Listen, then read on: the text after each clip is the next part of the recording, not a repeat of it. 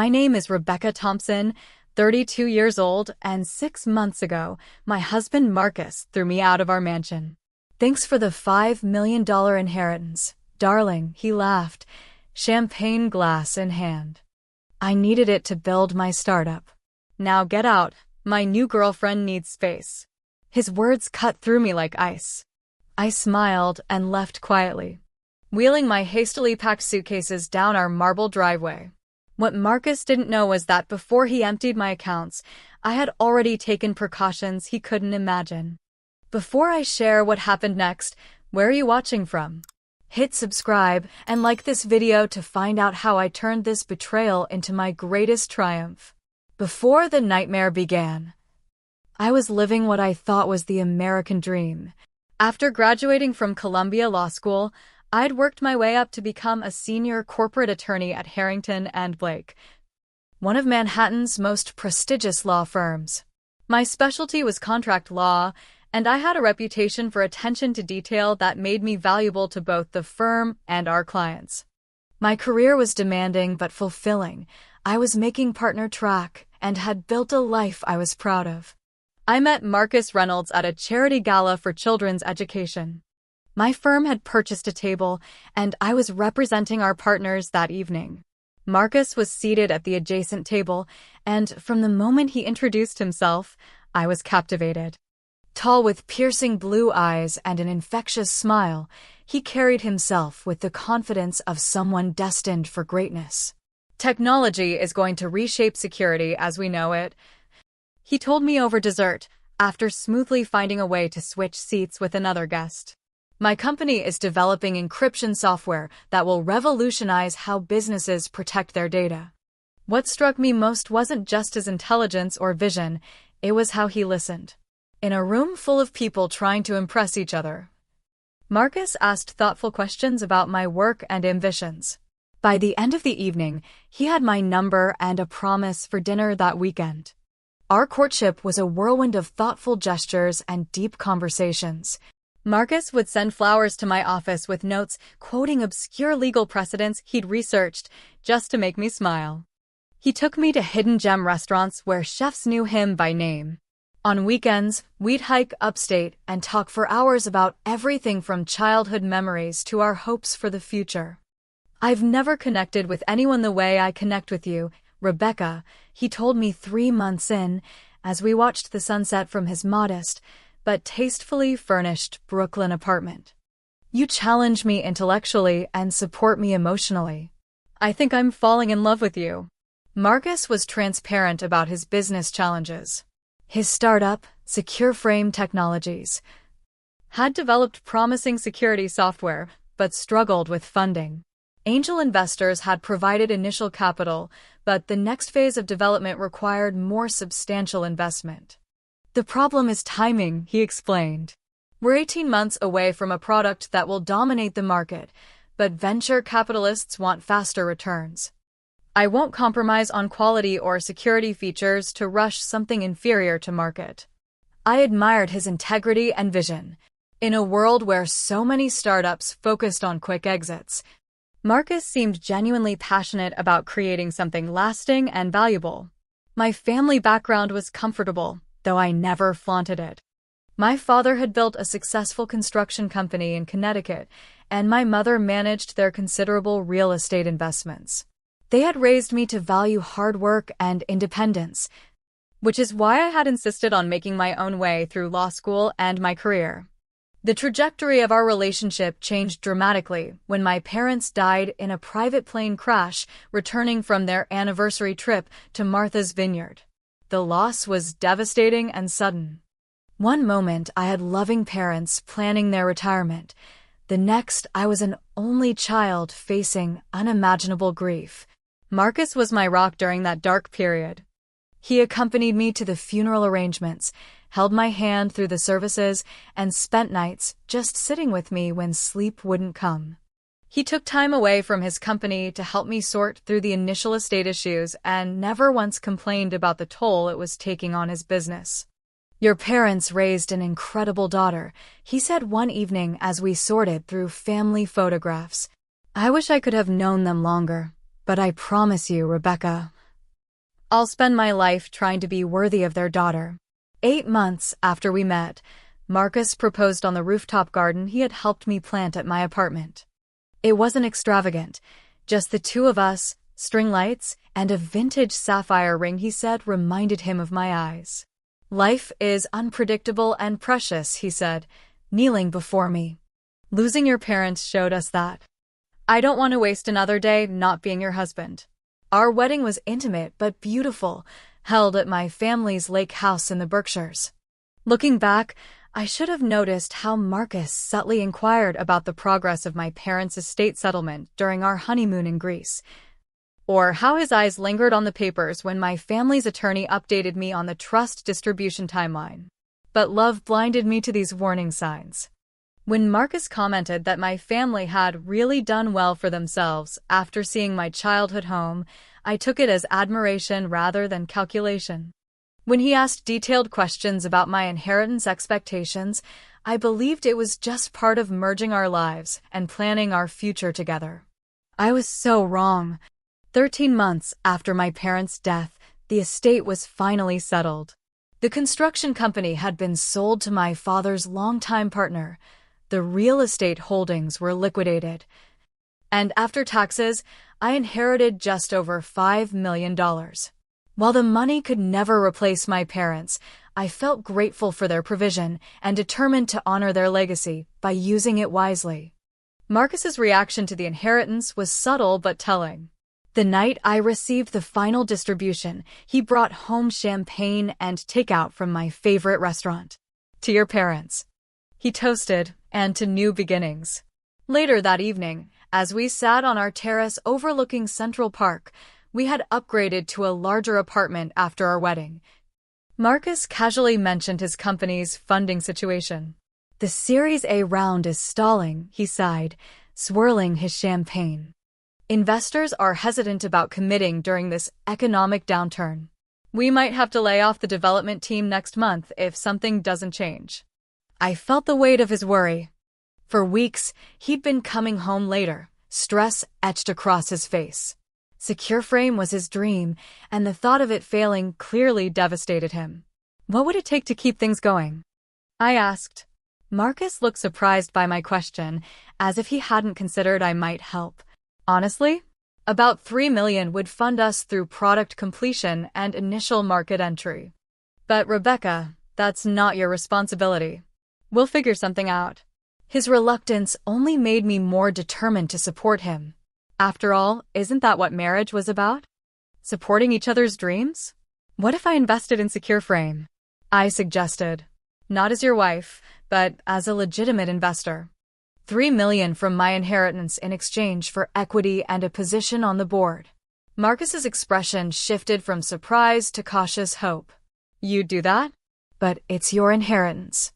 It's our future, I corrected him. I believe in you and the company. Let's talk to your corporate attorney about structuring it properly. Over the next week, Marcus presented me with business plans, financial projections, and market analyses. Everything looked promising. SecureFrame had innovative technology, a growing market need, and now would have the capital to execute their vision. The investment agreement promised me 25% equity and a board seat once the company established a formal board structure.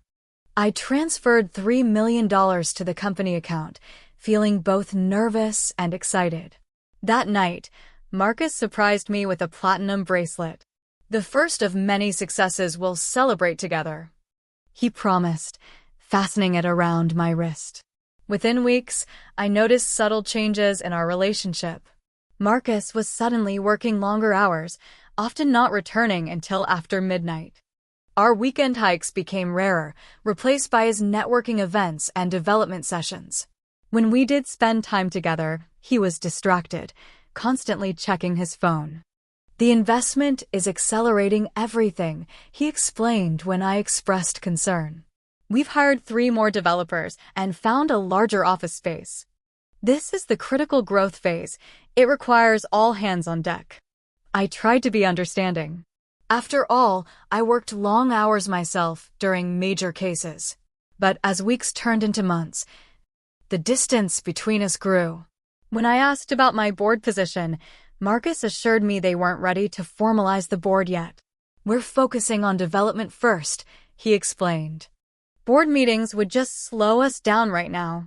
But your input is always welcome, Rebecca." Yet whenever I offered input or asked detailed questions about business operations, Marcus would provide vague answers or promise to discuss it when things settled down. He began having business dinners I wasn't invited to, explaining they were technical discussions that would bore me. 6 months after my investment, I noticed unusual expenses in our joint account, a $12,000 charge at Tiffany's, a weekend booking at the Mandarin Oriental, dining receipts from restaurants we hadn't visited together. When I questioned Marcus, he seemed annoyed by my micromanaging. "Those were client appreciation gifts and meetings," he said dismissively. The Tiffany purchase was for our top 3 investors' wives. Maintaining relationships is part of business. The hotel was for our lead developer who needed focused coding time without commuting. The explanations seemed plausible, but something felt off. When I pressed for details about these investors, Marcus accused me of not trusting him. "Is this how it's going to be now that you've invested? Monitoring every business expense like I'm embezzling?" "I'm building our future, Rebecca. I need your support, not your suspicion." Feeling guilty, I backed down. But the nagging feeling remained. The company grew rapidly. Within 8 months, Secure Frame had doubled its staff and moved to upscale offices in the Flatiron district. Marcus was featured in tech magazines as a founder to watch, and the prototype was generating buzz in industry circles. I should have been thrilled, but I felt increasingly excluded from both the business and my husband's life. When I finally insisted on seeing the company's financial statements as an investor, Marcus reluctantly arranged a meeting with their CFO, David. The meeting was repeatedly rescheduled and finally happened during lunch hour, giving us barely 30 minutes. "As you can see, we're on an accelerated growth trajectory," David explained, flipping through slides that showed impressive projections but few concrete current numbers. When I asked about specific expenses and revenue streams, David glanced nervously at Marcus. "Rebecca is just being thorough," Marcus said with a tight smile. "She's a lawyer, after all." After the meeting, we had our first major argument in the car. "That presentation told me nothing about how my investment is actually being used," I said. "Why weren't there detailed expense breakdowns or cash flow statements?" "Because we're a startup, not a publicly traded company," Marcus snapped. "Things move quickly, and we don't waste time generating needless reports when we should be building product. If you don't trust me to run the company I founded, maybe you shouldn't have invested." "This isn't about trust," I countered. "It's about basic financial transparency that any investor deserves." Marcus's expression hardened. "Is that what you are now? Just an investor? Not my supportive wife?" His words stung, making me question myself. Was I being unreasonable? Unsupportive? By the time we reached home, I was apologizing for being overly suspicious, and Marcus was reassuring me that everything was going according to plan. "The product launch is 6 months away," he said, suddenly warm again. "After that, you'll see everything was worth it. Your investment will likely triple in value within the first year on the market." I wanted desperately to believe him. But that night, as he slept soundly beside me, I lay awake wondering how we had gone from partners to this strained relationship where questioning him made me the villain. Little did I know, this was just the beginning of his betrayal. As Secure Frame approached its beta testing phase, Marcus became virtually absent from our marriage. He would leave before I woke up and return long after I'd gone to bed. Weekends were consumed by emergency development sessions and investor meetings. The few times we did speak, conversations revolved around his achievements and company milestones, never about us or our future together. "The Berlin Technology Conference was incredible," he'd say, showing me photos of himself with tech celebrities and venture capitalists. "Everyone's talking about our encryption approach. We've got 3 major corporations interested in enterprise licensing once we launch." When I asked why I hadn't been invited to accompany him to Berlin, his answer was quick and practiced. It was all technical sessions and business networking, Rebecca. You would have been bored sitting in the hotel room alone while I attended meetings. Our credit card statements told a different story. Receipts for dinners at romantic restaurants, spa treatments for two, and shopping excursions at high-end boutiques suggested his Berlin trip wasn't solely business. When I confronted him, Marcus dismissed my concerns with practiced ease. Of course I entertained clients, he said, scrolling through his phone without meeting my eyes. That's how business works in Europe. The spa charge was a gift certificate for our German distributor's wife as a thank you for hosting our team dinner. Each explanation was plausible in isolation, but formed a troubling pattern. During this period, I found myself increasingly isolated. My focus at work had suffered due to the stress at home, leading to a junior associate taking over one of my major cases. Friends I'd neglected during the early romantic days with Marcus had moved on with their lives, and those who remained expressed concerns I wasn't ready to hear. "You don't seem happy anymore," Rebecca, my college roommate Stephanie, observed during our rare lunch together. "When was the last time you and Marcus actually did something fun together?" I defended him reflexively. "He's building something important. This intense period won't last forever." But even as I spoke the words, I questioned their truth. The intense period had stretched from weeks to months with no end in sight. The discovery that shattered my remaining trust came unexpectedly. Marcus had left his tablet at home during a rushed morning departure. When a notification chimed, I glanced at the screen to see a message preview from someone named Amber that read, "Missing you already. Last night was." The message cut off there, but my stomach dropped. I knew I shouldn't look, that privacy was important in a marriage. But hadn't Marcus already violated that trust with his secretive behavior and questionable explanations? With shaking hands, I opened the message. What I found was dozens of intimate exchanges between my husband and this woman dating back nearly 4 months. Photos, plans for meetings, explicit messages about their time together. In one exchange, Marcus complained about having to attend a charity event with the wife when he'd rather be with Amber. When confronted that evening, Marcus didn't even attempt to deny the relationship. Instead, he transformed before my eyes, his charming demeanor replaced by cold calculation. "Amber Matthews is our new marketing director," he said calmly, pouring himself a scotch. "Yes, we've become close. These things happen in startups, people working long hours together, sharing the same vision." "Marketing director?" I repeated incredulously. "These messages aren't about marketing strategies, Marcus." He shrugged, taking a slow sip of his drink. "Business and pleasure sometimes overlap. She understands the demands of building a company in ways you never could." His casual cruelty stunned me into silence. This wasn't just an affair, it was a complete rewriting of our marriage narrative. My investigative instincts kicked in. The next day, while Marcus was at the office, I researched this Amber Matthews. She had no marketing background whatsoever. Her LinkedIn profile showed a former model with a brief stint at a PR firm before suddenly becoming marketing director at SecureFrame, with a salary I later discovered was nearly double the mark. T-rate for someone with her non-existent qualifications. More disturbing was what I found when I finally accessed the company records Marcus had been keeping from me. As an investor, I had legal rights to this information, though I had to threaten legal action to the company secretary to obtain them. The documents revealed that while SecureFrame was projecting success to potential investors, Marcus had been systematically moving company funds into personal accounts. Luxury cars purchased as company vehicles, a vacation property in Aspen listed as a corporate retreat facility, and most alarmingly, my ownership percentage had been diluted through multiple new stock issuances that I had never been notified about. My supposed 25% stake was now barely 3%. While a new holding company called AM Ventures Amber Matthews, I presumed, held 15%.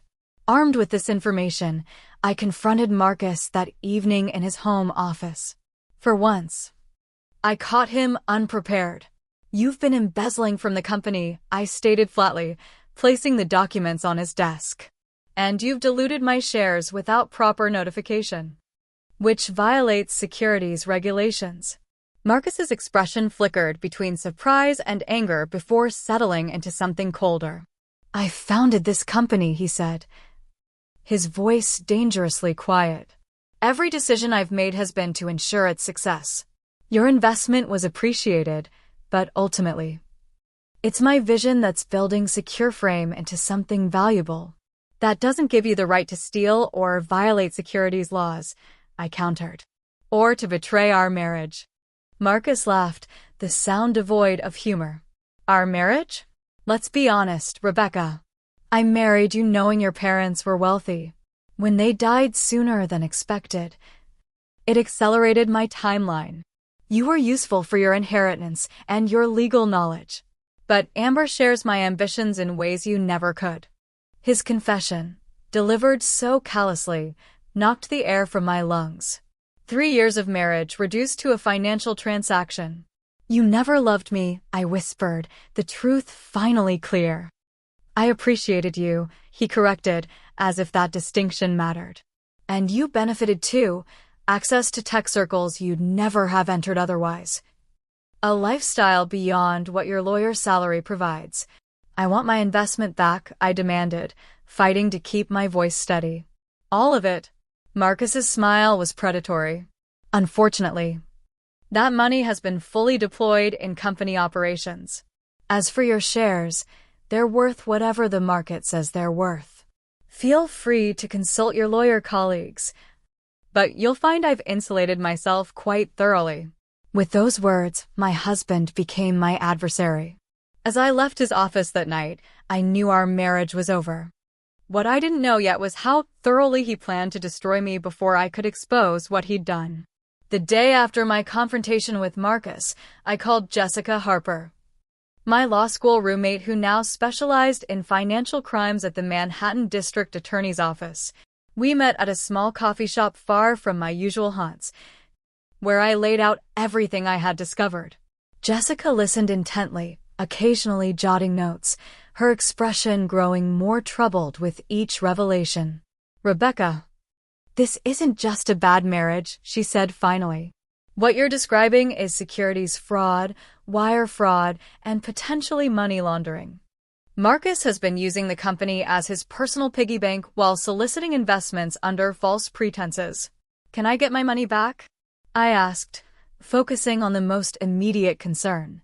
Jessica's grimace told me everything before she spoke. "It's complicated. Corporate funds commingled with personal assets, multiple shell companies. Recovering your investment won't be simple or quick. And Marcus sounds like someone who would rather burn everything down than admit defeat. So what do I do?" I felt utterly lost, my personal and financial life simultaneously imploding. "First, secure whatever assets remain in your name alone," Jessica advised. "Second, gather evidence systematically without alerting Marcus. And third, prepare for things to get ugly. Men like your husband don't surrender power willingly." Following Jessica's advice, I hired Michael Donovan, a private investigator specializing in financial cases. Michael's work was thorough and damning. Over 3 weeks, he documented Marcus's affair with Amber through photographs and witness statements. More crucially, he traced financial transfers showing how Marcus had moved company money through shell corporations and into personal accounts in the Cayman Islands. "He's been planning this for at least a year," Michael explained, showing me the financial timeline. The account structures suggest he anticipated potentially having to shield assets from either corporate creditors or a divorce settlement. The most disturbing discovery came when Michael obtained internal company documents through a source at SecureFrame. Buried in board minutes I was never invited to attend was evidence that Marcus had issued additional stock specifically to dilute my ownership percentage.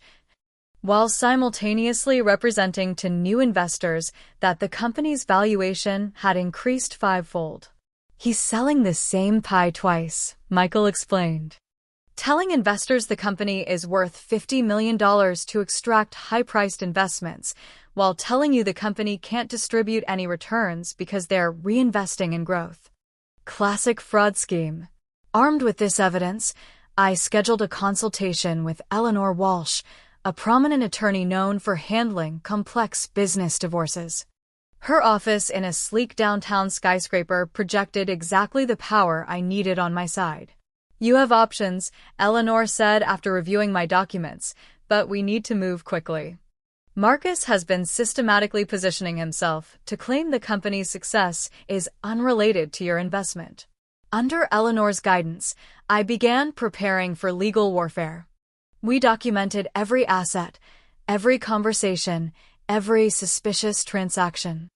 I withdrew the remaining $2 million from my inheritance that was still in my personal accounts and moved it to new accounts Marcus couldn't access.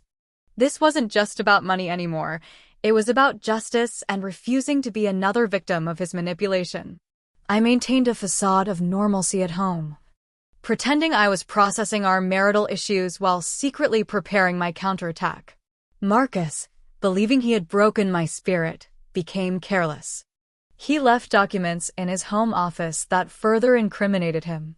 He took calls from Amber in adjoining rooms, discussing not just their relationship, but their plans for the company once I was out of the picture. The final betrayal came without warning. I returned from work on a Thursday evening to find divorce papers waiting on our kitchen counter. Marcus hadn't even had the decency to tell me face to face. Attached was a proposed settlement offering me $100,000. A pittance compared to my $3 million investment, along with a letter from his attorney claiming the company was struggling financially despite market interest. When Marcus finally came home near midnight, he acted as though the divorce papers were a mutual decision we had somehow reached. "It's for the best, Rebecca," he said, loosening his tie and pouring a drink. "We've grown apart. The settlement is generous considering the company's current cash position." "Is that what your lawyer told you to say?" I asked quietly. He smiled condescendingly. "I'm trying to make this easy for both of us. Don't turn this into a drawn-out legal battle you can't win. My corporate attorneys are better than whatever divorce lawyer you'll find." What Marcus didn't know was that I had already filed my own legal actions that day, not just for divorce, but a separate civil suit against him for fraud and breach of fiduciary duty. I had also scheduled meetings with the SEC and the Manhattan DA's office for the following week. I said nothing of this to Marcus. Instead, I simply nodded and went to bed in our guest room, listening as he made a late-night call to Amber, laughing about how she took it pretty well and won't cause problems. I fell asleep that night with a strange sense of calm.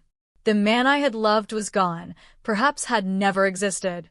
In his place was an opponent who had underestimated me for the last time. I returned home from work the following Monday to find the locks changed on our apartment. Marcus stood in the lobby with 2 security guards and several packed suitcases that contained a hasty selection of my belongings. Company counsel advised me to secure our assets during the divorce, he announced loudly enough for the doorman and several residents to hear. "You'll be staying elsewhere from now on." The humiliation burned through me as curious neighbors pretended not to watch. Marcus maintained a practiced expression of regretful determination, like a husband reluctantly enforcing boundaries with an unstable wife. "Your personal items are packed," he continued, gesturing to the suitcases. "Anything missing can be arranged through our attorneys." When I tried to enter the elevator to retrieve more of my belongings, one security guard stepped forward. "I'm sorry, ma'am. We have instructions not to allow you upstairs." "This is my home," I protested, fighting to maintain composure. "You can't just throw me out without notice." Marcus stepped closer, lowering his voice. "The apartment is in my name, Rebecca. A precaution I took knowing your family wealth might make you difficult during a separation." He smiled that charming smile that had once made me fall in love with him. "I've called you a car.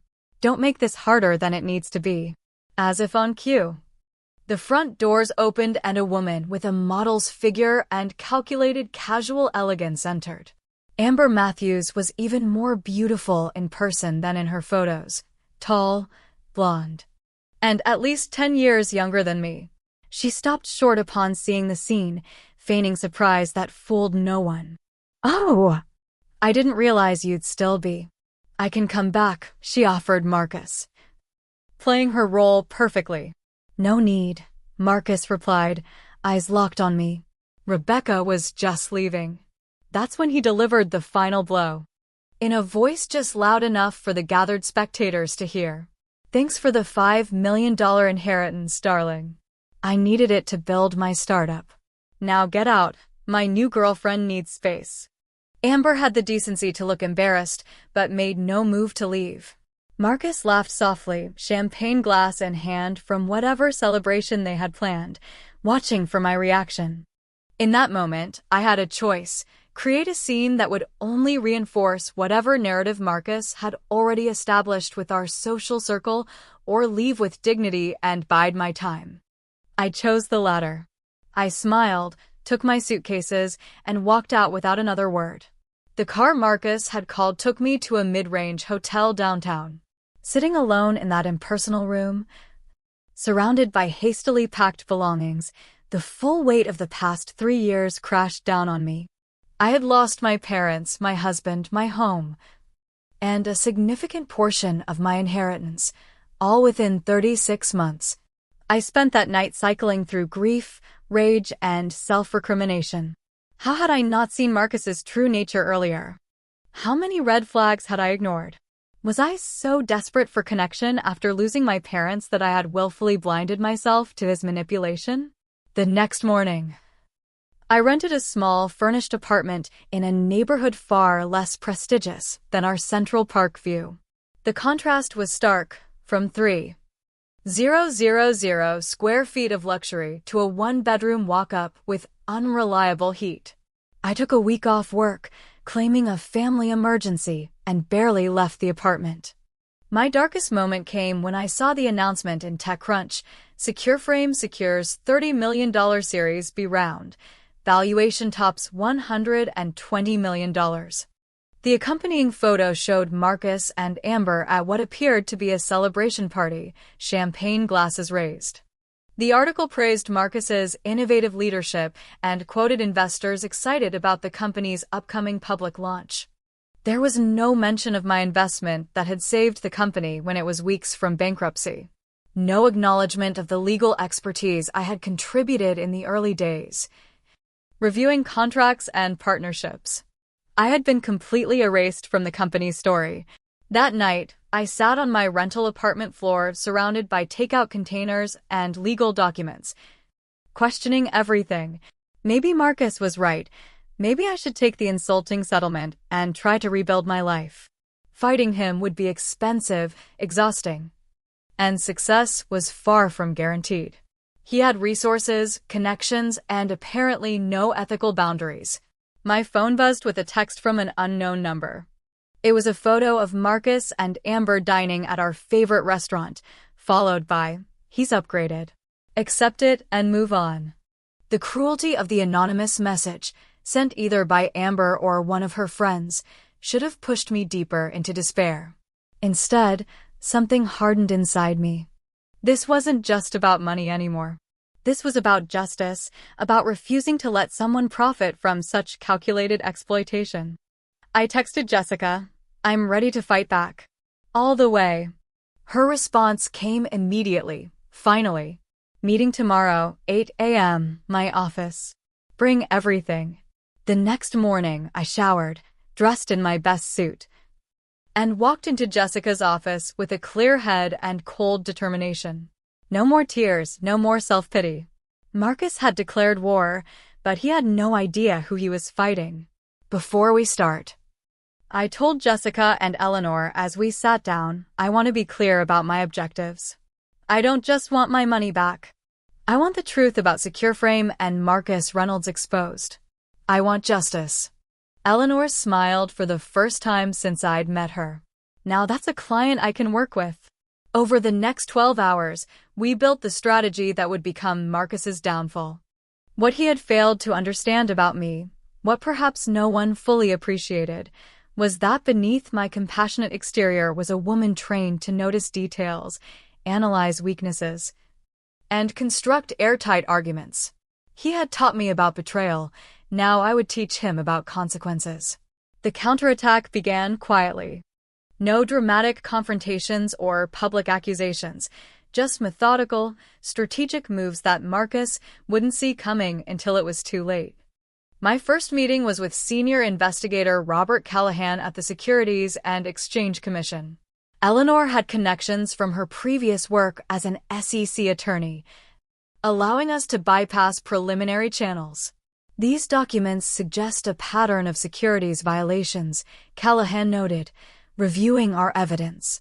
Particularly concerning is the misrepresentation to investors about company valuation and the unauthorized dilution of your shares. Mr. Reynolds has been operating under the assumption that his ex-wife will be too embarrassed to pursue this, Eleanor explained. He's mistaken. Callahan nodded. We'll open a formal investigation. This will take time, but based on what I'm seeing, there are serious issues here. While the SEC investigation proceeded quietly, I executed the next phase of our plan. Through Eleanor's connections, I arranged meetings with 3 of SecureFrame's major investors, people who had come on board after my initial funding saved the company. The first meeting was with James Harrington, a venture capitalist who had led the recent Series B round. His corner office overlooking the Hudson River projected success and confidence, exactly what we needed to shake. I appreciate you meeting with me, Mr. Harrington, I began. I believe you haven't been given accurate information about SecureFrame's founding and finances. His expression remained neutral.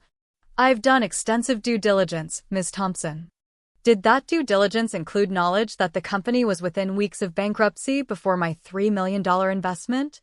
Or that Marcus Reynolds has been moving company funds through these shell corporations? I slid documentation across his polished desk. As Harrington reviewed the materials, his practiced composure slipped. These offshore transfers weren't disclosed during our financial review, nor was the pending SEC investigation, I imagine, Eleanor added, which will become public within weeks. By the end of our meeting, Harrington was ashen-faced. What exactly are you seeking here, Ms. Thompson? Truth and accountability, I replied simply. I suggest you review your position before the SEC findings become public. Distancing yourself from fraud is always better done early. Similar meetings with 2 other key investors yielded similar results, shock followed by serious concern about their exposure. None had been told about my founding investment or the questionable financial maneuvers Marcus had been executing. My third strategic move involved Taylor Ross, an investigative journalist at TechJournal known for exposés on startup culture. We met at a quiet cafe in Brooklyn, far from the tech industry's usual haunts. Most tech fraud stories follow the same pattern, Ross explained, reviewing our documents. Charismatic founder, exaggerated capabilities, creative accounting. But the deliberate betrayal angle here adds a dimension readers will find compelling. I'm not interested in personal revenge narratives, I clarified. This is about exposing securities fraud and investor deception. Ross smiled. With respect, Ms. Thompson, it's both. And that's what will make this story powerful. When do you want this published? We'll let you know the exact timing, Eleanor interjected. Coordination with other elements is crucial. While these pieces moved into place, I continued gathering evidence. Michael Donovan's investigation had uncovered that Marcus was planning a major product launch event in 3 weeks, a showcase for investors and potential clients that would cement SecureFrame's mark. Position and likely lead to another round of funding. It's being held at the Edison Ballroom, Michael reported. Nearly 300 invited guests, technology demonstrations, major industry speakers. Reynolds is sparing no expense, using company funds, of course. This event would become the stage for Marcus's downfall. We timed everything to converge the day before the launch. The first domino fell when the SEC issued formal requests for documents from SecureFrame's financial institutions. Marcus likely received notification that morning, but by then, more problems were materializing. James Harrington's venture capital firm issued a press release postponing additional investment pending completion of expanded due diligence procedures. 2 other investors followed suit within hours. By afternoon, Taylor Ross's detailed investigation appeared on TechJournal's website and was quickly picked up by other technology publications. The headline pulled no punches: securities startup built on deception, fraud allegations, and misused millions at SecureFrame. The article detailed my founding investment, Marcus's systematic dilution of my shares, and the questionable financial transactions our investigation had uncovered. It included statements from unnamed investors expressing concern about disclosure failures and potential regulatory issues. What made the story explode across tech Twitter wasn't just the fraud allegations, but the personal betrayal element, complete with the locked-out-of-home scene witnesses had corroborated. Within hours, Marcus became the embodiment of tech bros behaving badly. As SecureFrame's public relations team scrambled to respond, the final blow landed. Based on our evidence, the SEC obtained an emergency court order freezing certain company accounts pending investigation of potential securities violations. I wasn't there to see Marcus's reaction as his carefully constructed empire began crumbling, but I received a play-by-play from a sympathetic executive assistant at SecureFrame who had witnessed his verbal abuse of staff for months. He got the SEC notice during a pre-launch meeting. She texted, started screaming about witch hunts and vengeful exes. Then the investor announcements hit, followed by the article. He threw his laptop across the conference room. By evening, Marcus was desperate. His calls and texts bombarded my phone. What have you done? You're destroying everything we built. This is insane. You need to call off the SEC. We can work this out. I'll restore your shares. I didn't respond to any of his messages. Instead, I watched from a strategic distance as chaos engulfed SecureFrame's headquarters. The launch event was officially postponed by the venue after the company's credit card payments were reversed due to the account freeze. The real satisfaction came the following morning. I arrived at SecureFrame's offices accompanied by Eleanor, Michael, and 2 SEC investigators with a court order permitting review of specific company records. The receptionist's eyes widened upon seeing me. Miss Thompson. I didn't. Mr. Reynolds isn't accepting visitors. This isn't a social call, I replied calmly. As one investigator presented the court documents, we were escorted to the main conference room where Marcus sat with 2 attorneys and a visibly distressed CFO. Amber was nowhere to be seen. Marcus looked terrible, unshaven, red-eyed, his usual polished appearance replaced by rumpled desperation. When he saw me, his expression cycled rapidly through shock, fury, and finally a calculating assessment. Rebecca, he attempted a conciliatory tone. This has gotten completely out of hand. Whatever issues we have personally shouldn't affect the company. Hundreds of jobs are at stake. Interesting you should mention that, I replied coolly. I've been concerned about those employees since discovering how you've misappropriated company funds. While the SEC investigators began their document review with the CFO, Marcus attempted to regain control. Look, I acknowledge I handled our separation poorly. I was under tremendous pressure. We can renegotiate your equity position, revisit the settlement terms. We're well beyond negotiation, Marcus, I stated flatly. The SEC has questions about securities fraud. Investors have questions about your disclosures. And I have evidence of how you've been moving company money into personal accounts. His facade cracked. You vindictive bitch. You'll get nothing when I'm finished. Eleanor stepped forward.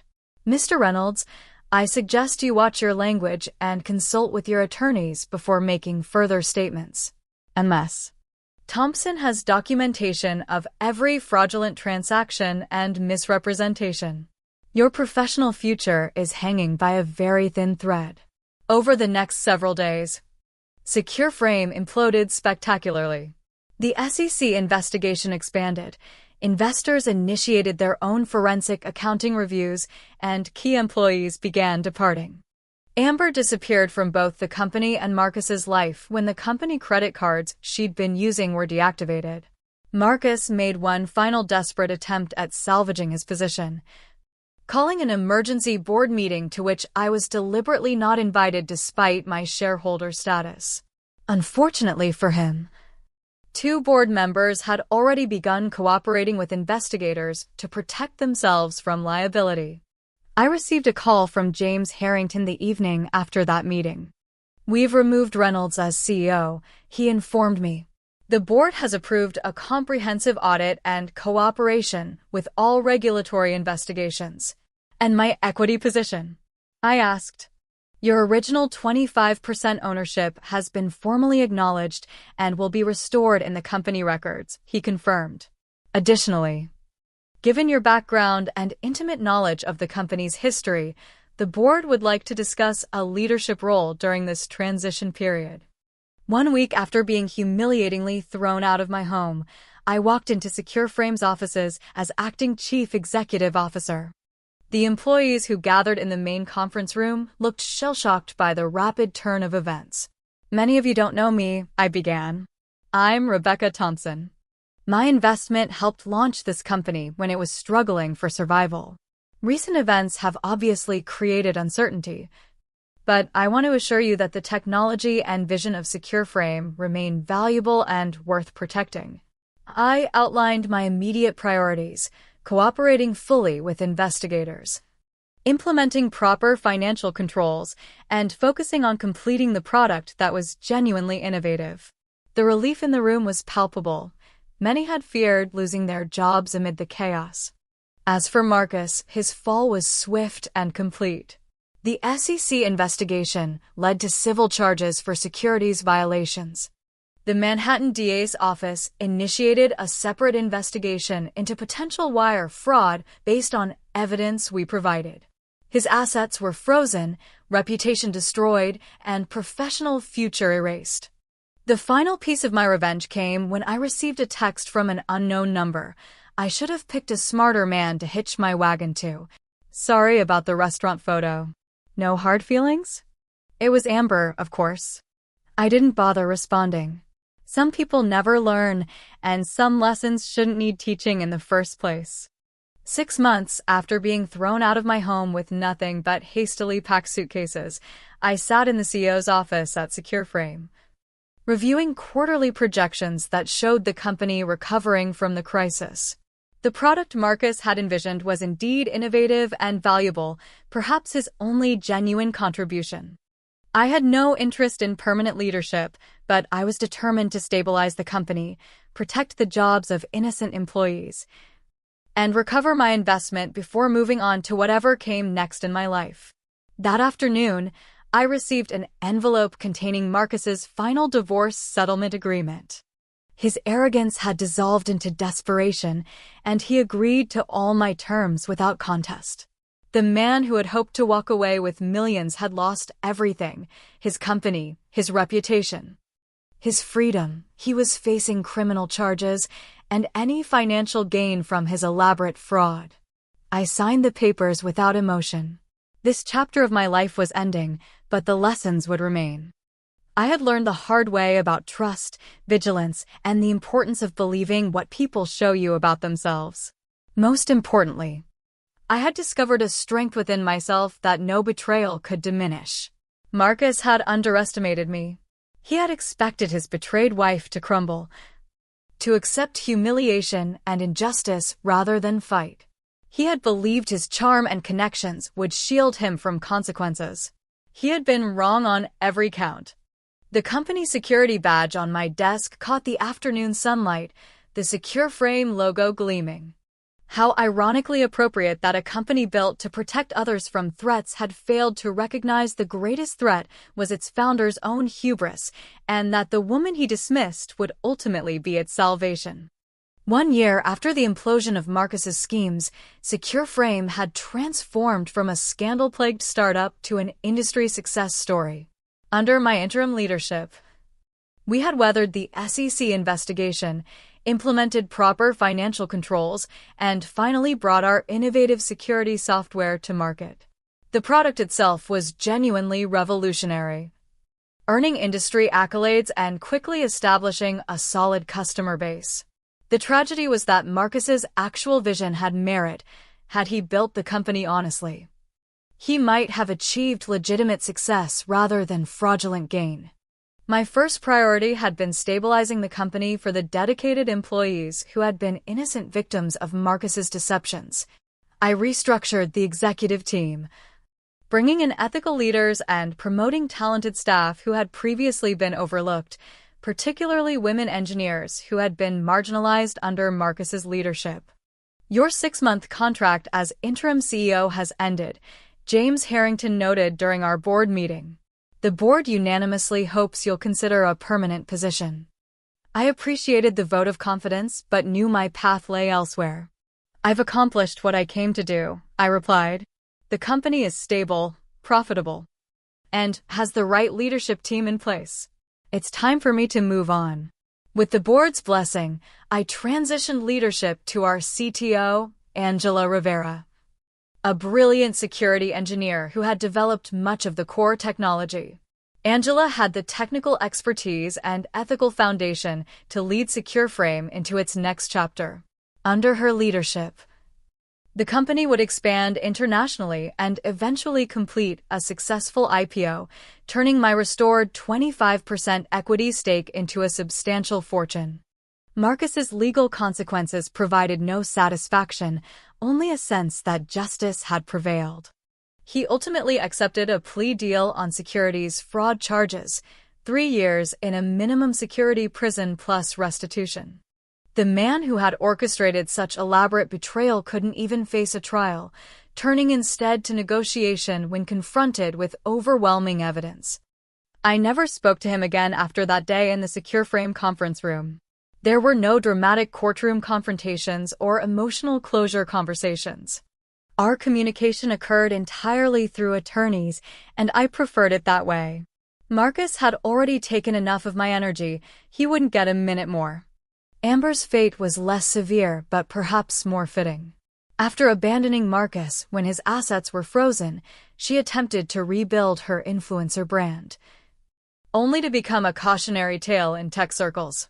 Her involvement with Secure Frame followed her, making legitimate companies wary of association. Last I heard, she was dating a cryptocurrency entrepreneur with his own questionable business practices. Some people never learn. My personal healing took longer than my professional recovery. I started therapy to understand how I had missed so many warning signs and to process the compound grief of losing my parents and my marriage in such close succession. "You've experienced extraordinary betrayal," my therapist observed during one session. "Yet you've responded with resilience rather than bitterness. That's remarkable." It hadn't felt remarkable at the time, just necessary. But as months passed, I recognized that navigating this crisis had fundamentally changed me. I was more discerning, more confident in my instincts, and paradoxically, more open to authentic connection despite the betrayal. The professional fallout had unexpected benefits. My handling of the Secure Frame crisis earned respect in legal and business circles, leading to board invitations and consulting opportunities. I eventually established a boutique practice specializing in helping investors identify potential fraud in early-stage companies, turning my painful experience into expertise that protected others. But the most meaningful outcome was the foundation I established with a portion of my Secure Frame proceeds. The Second Chance Foundation provided legal and financial support to victims of financial fraud, particularly those exploited by intimate partners. Our work helped dozens of people reclaim not just assets, but dignity. Your foundation saved my life. One client told me, a woman whose husband had stolen her retirement savings. Not just the legal help, but knowing someone understood and believed me. Those moments of impact brought healing that no court judgment or financial recovery could provide. They transformed my victimization into purpose. Reconnecting with friends and family provided another layer of recovery. I had isolated myself during my marriage to Marcus, partly due to grief over my parents and partly through his subtle manipulation. Rebuilding those relationships meant acknowledging my withdrawal and accepting their legitimate concerns about Marcus that I had dismissed. I tried to tell you he seemed controlling. My college roommate Stephanie admitted over dinner. But you seemed so happy, I backed off. I wouldn't have listened anyway, I acknowledged. I needed to see it for myself, unfortunately. 2 years after my divorce, I met Daniel at a legal conference where I was speaking about financial fraud detection, a federal prosecutor with the White-Collar Crime Division. He approached me after my presentation with thoughtful questions and a genuine interest in my foundation's work. Our relationship developed slowly and deliberately. I was transparent about my trust issues, and he was patient with my caution. When he proposed a year later, we had already built a partnership based on mutual respect and radical honesty. I'm not asking you to trust blindly, he said, taking my hand on a walk through Central Park. I'm asking for the chance to earn your trust every day for the rest of our lives. The wedding was small and intimate, held at my family's lake house, reclaiming a place that held both painful and beautiful memories. Daniel's steady presence beside me as I scattered some of my parents' ashes along the shoreline symbolized the healing that comes from allowing new joy to grow alongside old grief. Looking back on the extraordinary journey from betrayal to rebuilding, I recognize now that Marcus's greatest miscalculation wasn't underestimating my intelligence or determination. It was assuming that breaking me would be his victory, never imagining that the pieces would reassemble into something stronger than before. The inheritance he stole was ultimately replaced many times over through my secure frame equity. The love he betrayed made room for a deeper, more authentic connection.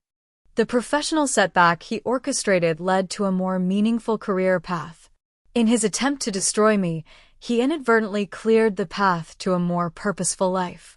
There's a Japanese art form called kintsugi, where broken pottery is repaired with gold, making the repair a beautiful part of the object's history rather than something to hide. My life after Marcus became my personal kintsugi, the broken places mended with wisdom, resilience, and purpose, creating something more valuable than what existed before.